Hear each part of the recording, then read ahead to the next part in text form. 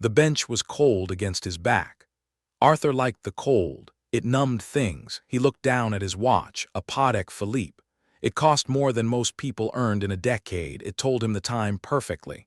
3:16 in the afternoon, but it couldn't tell him how to fill the next minute, or the minute after that. He was sitting in the corner of Boston Public Garden, away from the swan boats, away from the tourists.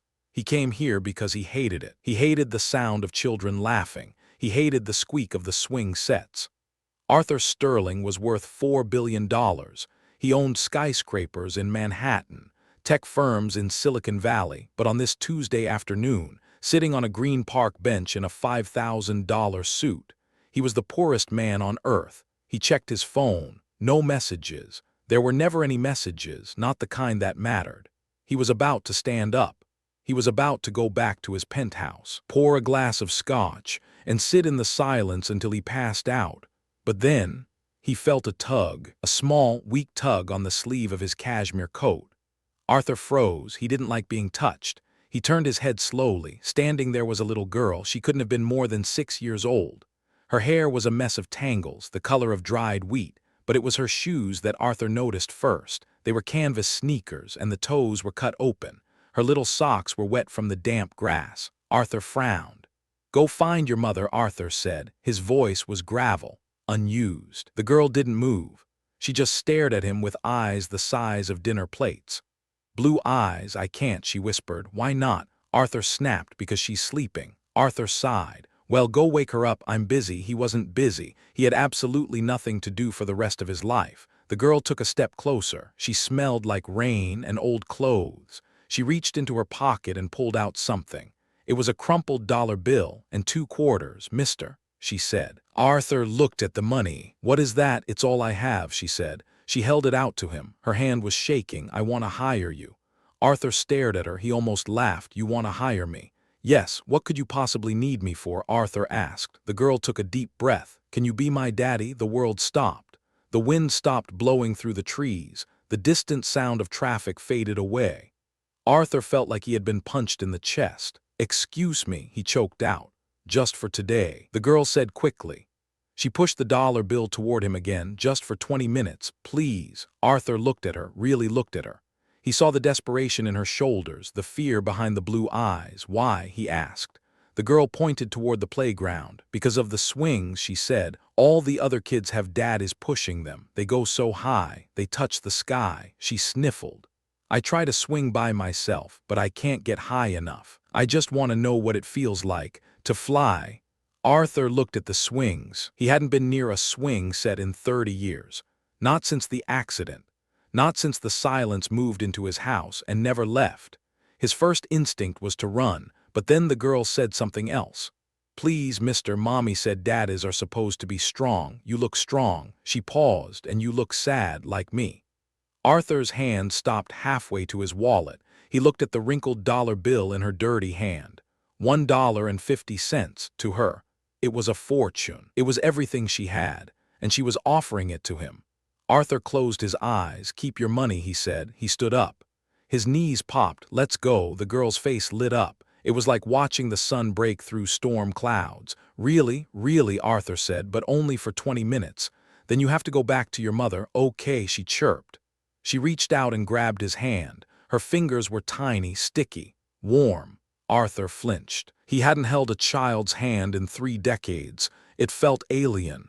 It felt terrifying, but he didn't pull away. They walked to the playground. People stared. Of course they stared. Arthur Sterling, looking like he just stepped out of a boardroom meeting, holding hands with a child who looked like she slept in a cardboard box. "Which one?" Arthur asked. "That one," the girl said. She climbed onto the rubber seat. "What's your name?" Arthur asked. "Mia," she said. Arthur pulled back. "Ready? Ready," Mia shouted. He pushed. She swung forward. Higher. She giggled. Arthur pushed harder. Mia soared. She kicked her legs. She threw her head back and laughed. It was a pure sound. Arthur watched her, and for a second, just a split second, it wasn't Mia on the swing, it was Emily. His Emily, with her dark curls and her missing front tooth. The grief hit him so hard he almost let go of the chains. It was a physical pain, a sharp, jagged rock in his gut. He missed her. God, he missed her. "Look at me," Mia shouted. "I'm flying." Arthur swallowed the lump in his throat. "You're flying." "Mia," he called back. His voice was thick. They stayed at the swings for 20 minutes. Then Arthur lifted her up so she could reach the monkey bars. He felt her ribs through the thin fabric of her dress. She was too thin, much too thin. He frowned. "When was the last time you ate?" he asked casually. Mia was hanging from a bar. Yesterday," she said. "Mommy gave me the last piece of bread. She said she wasn't hungry." Arthur felt a different kind of anger rising in him now. "Come on," he said. "Where are we going?" Mia asked. "Ice cream," Arthur said, "and then a burger." "But I don't have enough money for a burger," Mia said. "I only have $1.50. It's on the house," Arthur said. He bought her a hot dog, a pretzel, a bottle of juice, and a vanilla cone with sprinkles. He watched her eat. She ate like a starving animal, fast, protecting the food with her arm. Arthur felt sick. "How does a child go hungry in a city like this, Mia?" he said. "Where is your mother?" Mia stopped chewing. The light in her eyes dimmed. "She's sleeping," she said again.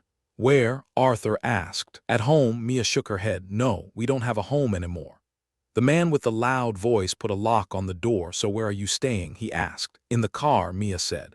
Arthur looked at the sun. It was starting to set. It was going to be 30 degrees tonight. "Take me to her," Arthur said. Mia looked scared. "She said I shouldn't bring strangers. She said people are bad." "I'm not bad," Arthur said. He hoped it was true. "I'm your daddy for the day, remember? Dad is protect things." "Okay," she said, "but we have to be quiet. She's really tired." "She hasn't woken up since this morning." Arthur stopped walking. "What did you say? She hasn't woken up?" Mia repeated. "She was coughing a lot last night. There was blood, and then she went to sleep, and she won't wake up." Arthur felt a cold dread wash over him. "Run," he said. "What?" "Run, Mia. Show me where she is." Now they ran. Arthur Sterling, a man who hadn't run for anything but a taxi in 20 years, sprinted down the sidewalk. Mia led him away from the park, down an alleyway behind a row of expensive brownstones. There, tucked behind a dumpster, was a car. It was an old Honda, rusted. One window was taped up with plastic trash bags. Arthur didn't wait. He looked inside. In the driver's seat, reclined all the way back, was a woman. She was wrapped in 3 blankets. She was pale, blue-lipped. She wasn't moving. "Mommy," Mia screamed. "Mommy, wake up." Arthur didn't hesitate. He smashed his elbow into the passenger window. Glass shattered. He scrambled across the seat. He touched the woman's neck. Her skin was ice, but there, a pulse. Faint, but there, she's alive, Arthur yelled. He called his pilot. He gave the coordinates. Then he turned to the woman. He pulled her out of the car. She was light, too light, just bones and blankets. He laid her on the pavement. He took off his suit jacket and wrapped it around her. He looked at Mia. She was standing there, shaking, silent. "Come here," Arthur said. He pulled Mia into his arms. He held her tight against his chest. "It's going to be okay," he whispered.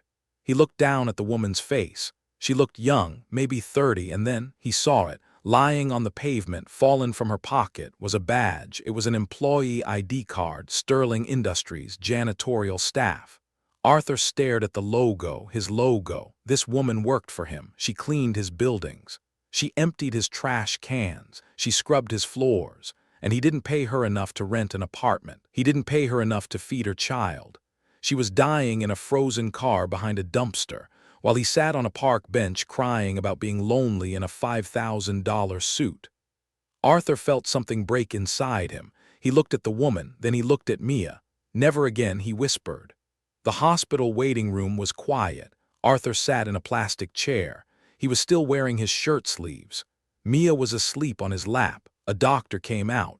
"Mr. Sterling." "She's stable," the doctor said.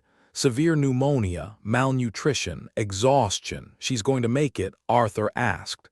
"Yes, but she has a long road ahead. She needs rest.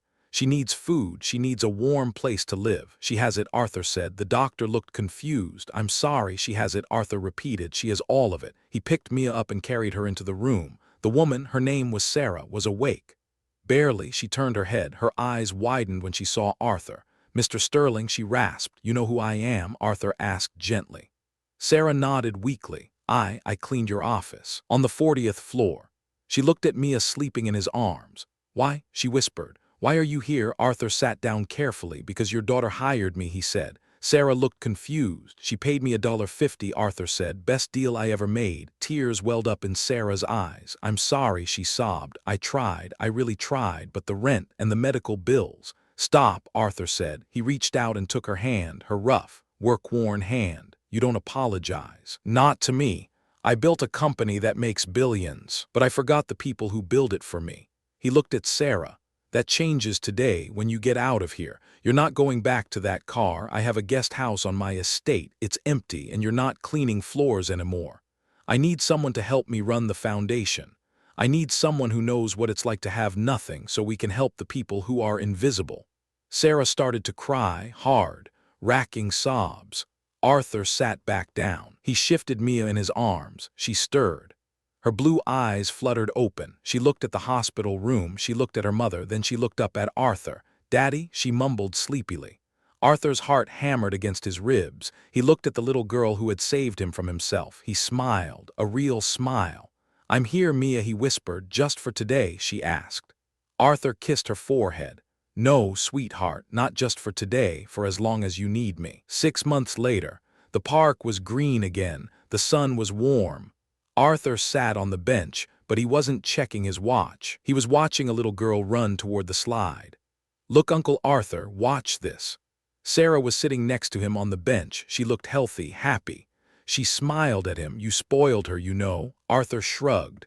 I'm making up for lost time. He looked at the swing set. For a long time, looking at those swings made him want to die. Now, it made him want to live. He stood up. Mia saw him coming. She ran to the swing.